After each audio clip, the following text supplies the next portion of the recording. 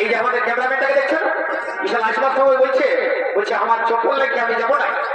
তো রঘুনাথ করে বলছি চল নতুন চপ্পল কিনে বিশাল প্যাকেটে ঢোকাই নিয়ে দেখছেন কেমন একটা সেন্টার আর একটা বলছু লাগাই নিয়ে জলদি করে